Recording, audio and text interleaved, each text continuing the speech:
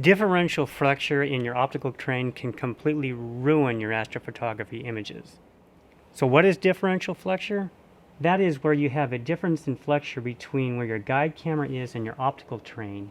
And when your guide camera is looking at something else than your optical terrain, and then you have a problem with tracking and you're getting all kinds of issues. So in this video, I'm going to show you how to fix it.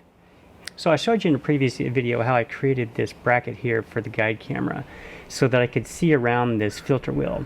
Because on this telephoto lens, there's just simply no place to put the guide camera. But the flexure here, you can see it if I press hard enough.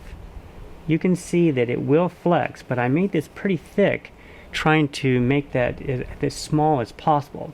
So I thought, well, I should be able to make that work, but I'm going to show you that with this particular setup, you just cannot do a 20-minute sub. It's next to impossible. But you can get a long sub if you do a piggyback configuration and mount it directly to the, in this case, a lens. But of course, if you have a telescope, that's why they have a dovetail mounted directly on the telescope. But I just don't have that with this lens. Okay, so here's the basic problem I have with this setup. I need some way to mount my ASI Air Pi so that I don't have cable snag. And it doesn't matter if the ASI Air flexes or not, so long as the image train remains stiff. With this camera, I only have this tripod bracket, and it's a single point, so that means that even if I put it on a metal dovetail, it's still going to flex. And so what I did here is I tried to make it as low as possible, and I actually made a slot in this custom dovetail so that it would be low, and then it couldn't rotate because it's in this socket right here. You can see how it's in a little pocket so that this will not rotate. But the problem is it can go up and down no matter how tight I make this because it's on a pivot. So how do I fix this? Well, what I'm going to try and do is use this plate right here that I bought. This is metal, and it allows for places where you can put a 1/4 inch camera on, or a telephoto lens like this in any position with some extra holes. And what I'm going to try to do is I'm going to try to utilize this mounting hole on the back side to create a support bracket so that the whole thing now has 2 mounting points instead of 1.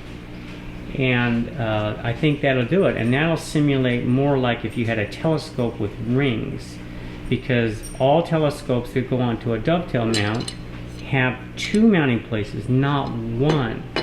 So that will fix it if I can create a bracket back here, and that will keep this stiff, and it will prevent any flexure at all because it'll be bolted in 2 locations.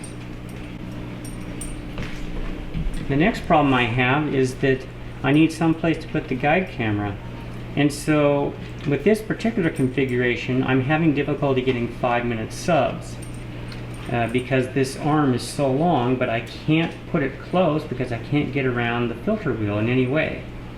And so I do have a mount that works on this ring, but it's less than desirable because of this switch here, this vibration reduction switch down here. And so it's a huge problem to try and get this all done. But the biggest problem I have is that this entire assembly can tip up and down due to a single pivot point. So what I'm going to do next is I'm going to assemble this and see how this works out. Well, this has turned out even better than I thought it would. So what I did is I designed this little bracket right here, and what this does is at the back of this camera there's a 1/4-20 hole, and so I just made this little bracket that has a slot on the back. I'll take this off and I'll show you.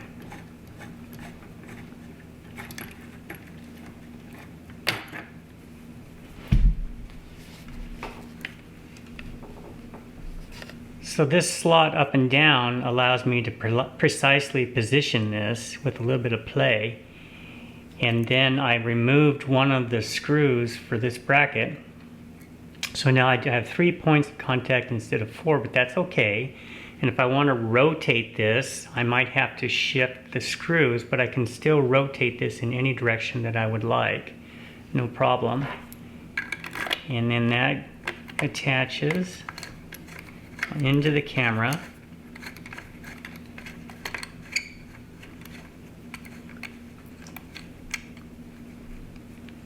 And that's going to be aligned just perfectly. And then here on the bottom, I have a wing nut and another 1/4-20 screw, and that's also in a slot so that I can move this anywhere. So if I need to shift both up or down, no problem.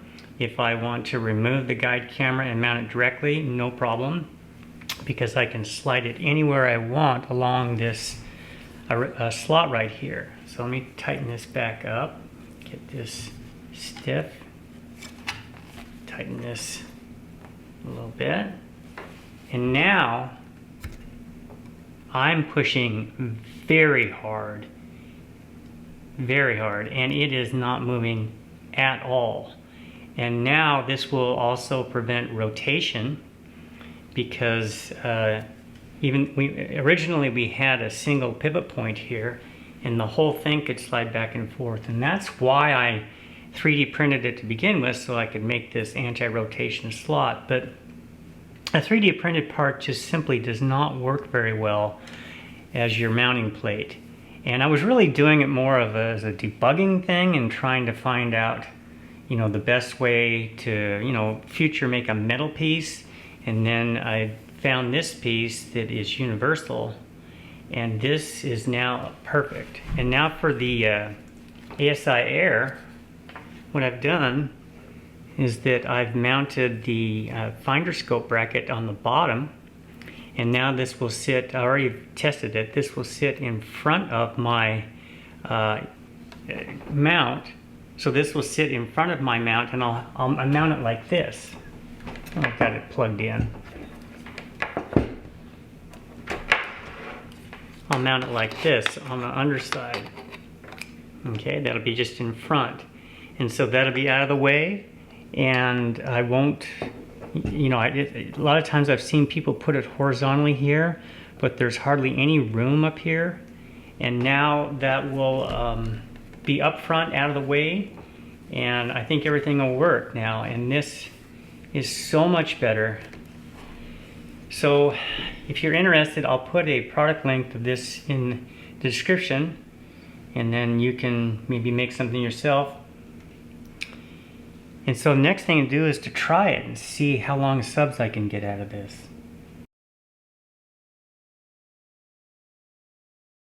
So the first sequence will be having the guide camera here off to the right, basically on this bracket.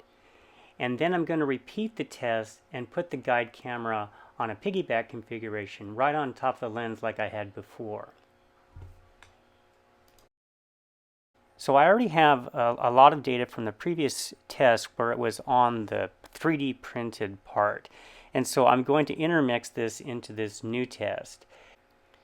So tonight I'm going to be a bit more organized, and I'm going to shoot a series here where I gradually will increase the exposure time on a single target, and that's going to be SH2 275, which is the Rosette Nebula.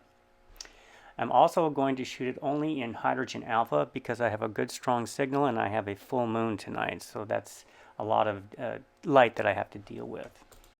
So the first test will have the guide camera mounted to the side. So there's only going to be one change from the previous night, and that change is going to be the addition of my support bracket onto a metal dovetail. Throughout this test, I grabbed some screenshots of the tracking so I could get an idea of the overall RMS error reading. And with the guide camera to the right, it averaged somewhere around 1.2 to 1.9, but it did vary, of course, over time. When the first sequence was done, I took the camera off and mounted it on a piggyback directly to the lens, and the overall RMS readings were dramatically reduced, and that's consistent with what I had done a couple of months ago but I told you the reasons why I moved it away from the lens.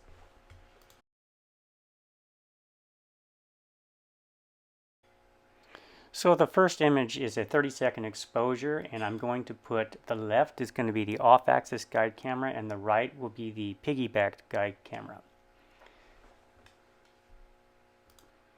So at 30 seconds we can understand the optics of the lens and its capabilities, and as you can see there is some coma, and to deal with the coma I've stopped it down 2 stops. So here at 60 seconds we can just start to see the dust developing in the image. It's pretty faint, but it at least is visible. When we zoom in, you can see a slight elongation of the stars. I think this is a combination of tracking and the coma. So here's the uncropped image at 120 seconds with the left being off axis and the right being the piggyback guide camera. And here's an equal size crop, and to my eye they look pretty much the same, so I don't see the advantage yet of the piggyback camera, but we'll see what happens when we do a longer exposure.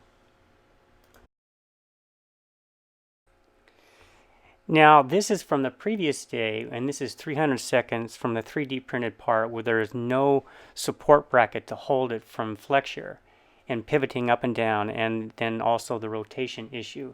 And as you can see at 300 seconds, this was a typical shot. I had star trails and other problems and simply could not do consistent 5-minute exposures. So tonight, with the support bracket installed in the metal dovetail, the images are dramatically improved, and I don't have star trails, and it really now comes down to slight tracking errors, which I'll show you next. If we do a close crop now, you can see only slight differences, but I think there is some differences between the two. And in my eye, it looks like the piggyback guide camera has a slightly better image. Alright, now we're getting serious at 10 minutes. And at 600 seconds, the off-axis guide camera failed, and I had multiple issues with star trails and shakes and whatnot. But the piggyback version came out just fine. Now I did take 20-minute subs for both the piggyback and the off-axis, but when I went to open the off-axis, the file had a 0 length, and for some reason it didn't save. But I did see it on the screen, and it had star trails and other errors, and so I didn't have enough time to repeat this because the clouds started rolling in. But this image here is a 20-minute sub with the piggyback guide camera and the 2 support system on the metal vixen. So here's a close-up view, and I'm actually quite pleased with this result. It looks like the best image of everything that I took last night, and I'm really surprised that it turned out this well for 20 minutes.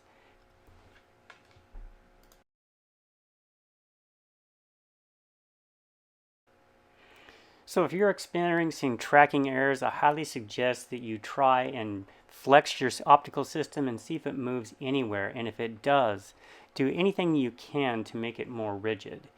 So I think you can see from the results that you can do quite long exposures, and I showed 20 minutes, by just making a couple of minor changes that have a real big impact in the overall image quality.